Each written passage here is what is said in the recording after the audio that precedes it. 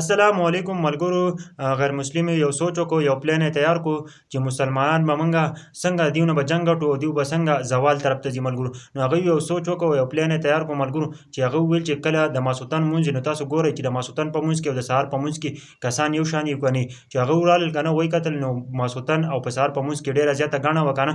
چې بیا راغلل نو بیا هم داسې وه چې کله بیا راغلل که نه ملګرو، د ماسخوتن او د سهار په لمونځ کې ډېر زیات فرق راغلی او د سهار په لمونځ کې هم فرق و، کمی پکې راغلی او په ماسخوتن په لمونځ کې هم کمی راغلی و ملګرو.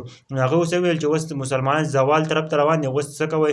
تاسو د مسلمانانو نه جنګ ګټلی شئ او مسلمانان اوس څه دي د دین نه خوا شوي دي او دوی اوس هېڅ هم نشي کولی. ملګرو نن سبا زموږ هم داسې حالت دی چې تصویر ښکاري که نه، دا یو ملا ولاړ دی او دوه پسې شاته کسان ولاړ دي. ولې؟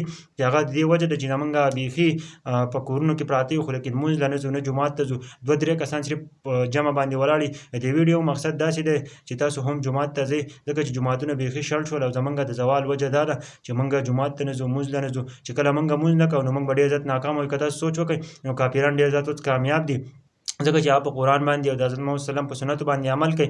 نور خو دي کافران، خو هغه د قرآن شریف په داسې معلوم داسې موږ ته نه معلوم. نو د ویډیو اصل مقصد دا دی چې نن سبا که تاسو سوچ وکئ نو څوک لمونځونه نه کوي او موږ مسلمانانو ته وګوره په زوال باندې روان یو. ولې زوال اصل وجه دا ده ملګرو چې موږ لمونځونه نه کوو، موږ قرآن شریف پرېښی دی، موږ د الله کتاب پرېښی دی او موږ د الله پاک عبادت پرېښی دی. که کله موږ دا پرېښودو صحیح، نو بیا به زموږ نور هم زوال شروع کېږي. تاسو ته پته ده په مسلمانانو باندې ظلم او بربریت روان دی. ولې څه وجې نه؟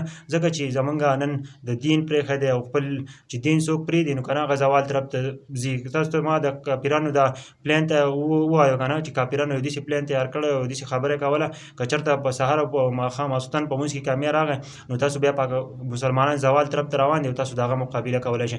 زما دا ویډیو د نورو مسلمانانو سره شیر کړئ چې د نورو ټولو مسلمانانو ته ورسي. زموږ اصل مقصد دی چې نن سبا که تاسو سوچ وکړئ نو په جوماتونو کې ډېر زیات کمی راغلی دی. کرکټو له دې سیزونو له خلک ډېر زیات غټ ټایم ورکوي، لیکن جومات طرف ته څوک نه ځي. ښه به مخامخ به وي، جومات ته به 10 منټ پاتې وي، هغلته نه ځي، لیکن په ګڼټو به ځي او هلته به کرکټو له به ځي، خو لیکن جومات ته څوک نه ورځي. زما دا پیغام د نورو پښتنو ضرور شریک